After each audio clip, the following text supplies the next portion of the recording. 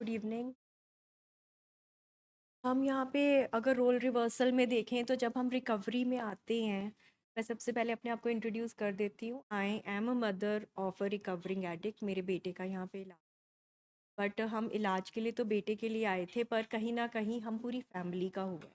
मुझे एक healthy husband मिला, मेरे हस्बैंड को एक हेल्दी वाइफ मिली, मेरे बच्चों को हेल्दी पेरेंट्स मिले। तो अगर हम रोल रिवर्सल की बात करें तो जब हम यहाँ पर आते हैं, आज बड़ा इमोशनल माहौल है, हम सारे इमोशनल हैं तो मैं भी इमोशनली चल रही हूँ। तो जब हम यहाँ पर आते हैं ना, रिकवरी में आते हैं, आई थिंक एब्सटिनेंस में ही आते हैं अर्ली स्टेजेस में ना, तो सबसे बड़ा क्वेश्चन होता है पेशेंट को फंक्शनल करना।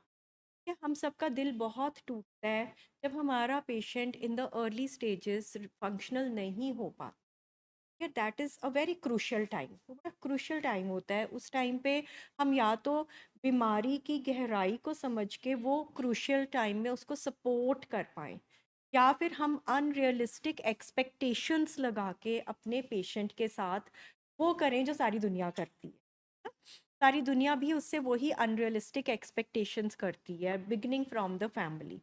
तो यहाँ पे अगर मैं अपने बारे में सोचूं तो as a role reversal, as a mother, मेरा भी दिल टूटता था जब मेरा बच्चा नहीं उठ पाता था सुबह। क्यों नहीं उठ पाता था? वो उसके शूज़ में जाके समझ आया कि उसके पास पर्पस नहीं था कोई।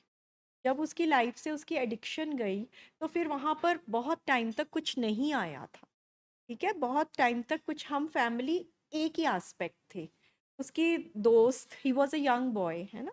उसके दोस्त, उसकी एजुकेशन, जो उसके प्रोडक्टिव ईयर्स थे, जब उसने कॉलेज जाना था, सोशलाइज करना था, बहुत सारी चीज़ें उसके उससे छिन गई, जो कि प्रोग्राम का पार्ट था वो, कि नहीं जा सकता था उस टाइम पे।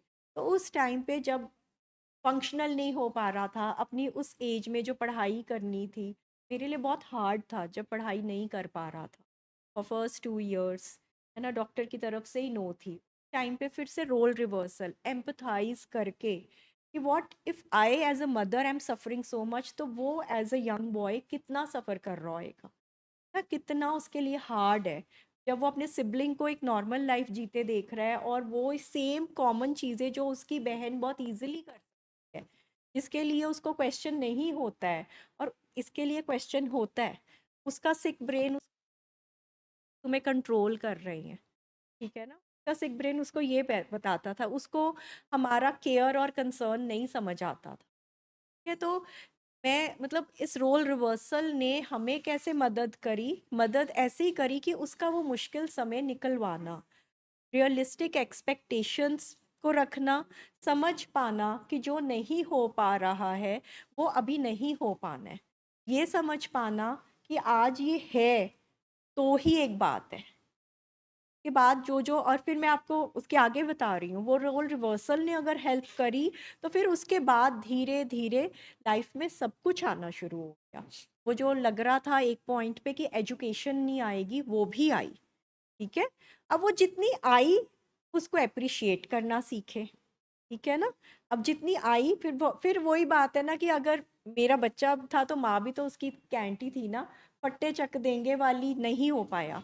तो ठीक है, फिर प्रोग्राम ने समझाया कि जो है बेस्ट है। आज के दिन में ये मतलब इसी को रोल रिवर्सल है, कि इसी को सेलिब्रेट करना है हमने। फिर उसके बाद एजुकेशन हो गई, तो उसके बाद व्हाट नेक्स्ट? फिर फंक्शनल, फिर हमारा पेशेंट बहुत चीज़ों में फंसता है, बहुत चीज़ों में फंसता है। तो हर चीज़ में एम्पथाइज कर पाना उसके साथ, क्यों फंस रहा है, क्यों नहीं तसल्ली हो रही, क्यों नहीं समझ आ रहा, क्या चल रहा है। ठीक है, वहां पे फिर आपको उसके साथ रॉक सॉलिड खड़े होना पड़ेगा, डिस्पाइट कि आपका दिल टूटा हुआ है, डिस्पाइट कि आप होपलेस हो जाते हो, डिस्पाइट कि लोग चलते फिरते आपके खुद के ही लव्ड वंस कोई भी कैजुअल कमेंट पास कर देते हैं, जो आपको बहुत हर्ट कर देती है।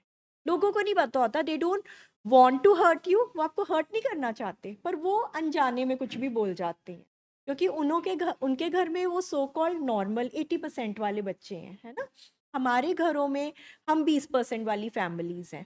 तो उसके लिए अपने आप को एम्पावर करना, फिर भी अपनी लव्ड वन के साथ खड़े रहना, रॉक सॉलिड, फिर भी समझ पाना, ज़्यादा एक्सप्लेनेशंस मैंने कभी नहीं दी दुनिया को, मैंने कभी नहीं एक्सप्लेन करने की कोशिश करी। मैंने अपने बच्चे के साथ ही खड़े होने की कोशिश करी, धीरे धीरे सीखा कि कैसे लेट गो करना है। जैसे मीनाक्षी ने बोला कि फिर आप एक स्टेज पे आ जाते हो जहाँ पर आप धीरे धीरे अपने फियर्स पे काम करके लेट गो करना भी सीखते हो। हम लोग अभी वो स्टेज पे चल रहे हैं जहाँ पे लेट गो करना सीख रहे हैं, जहाँ पे समझ रहे हैं कि अब एंड में इसने अपनी लाइफ जीनी है ना। एक पॉइंट के बाद अब ही हैज़ टू वर्क। हमारा वर्क काफ़ी हो चुका है, हम खाली सपोर्टिव रोल में तो परमात्मा ने दिया ही है। मैंने आज भी अपने भाई बहनों को, मैं सर अभी उनको एयरपोर्ट छोड़ के आई हूँ तो मैं डबल इमोशनल हूँ। सिबलिंग्स को छोड़कर आई हूँ 3 को एयरपोर्ट पे।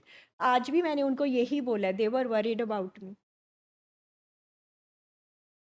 कि तू अपना ध्यान रखना, it's okay, Anish will be fine.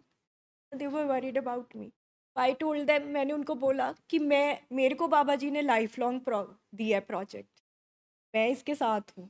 मेरी तो जब एक्सपायरी डेट आएगी उसी दिन ख़त्म होएगा ये प्रोजेक्ट, मैं इसके साथ हूँ।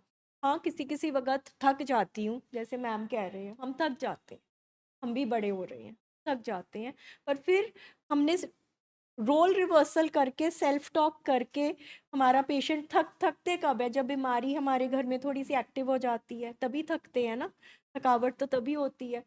तो फिर रोल रिवर्सल करके समझने की कोशिश करते हैं कि क्या चल रहा है, इसकी क्या पेन है, क्यों ऐसे कर रहा है। ठीक है, वहां से फिर हम ट्रैक पे आना शुरू।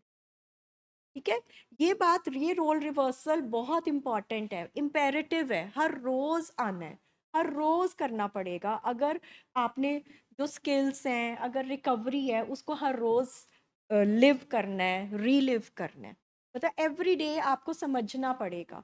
तू कर रहा है, तू कर रहा है, तू कर रहा है, डजेंट वर्क, क्यों कर रहा है ये समझो, और फिर वहां से एक्शन में आओ। ठीक है, थोड़े से कॉन्सिक्वेंसेस, कभी गिरने की ज़रूरत है तो गिरने भी दो। ठीक है, स्टेजेस आते हैं, वी डोंट रेकमेंड कि आप स्टार्टिंग में गिरने दो, पर हाथ में किसी के नहीं है, पर एक स्टेज पे आके गिरना भी ज़रूरी है तो गिरने दो।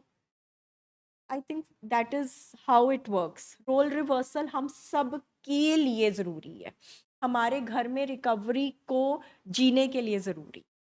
Thank you.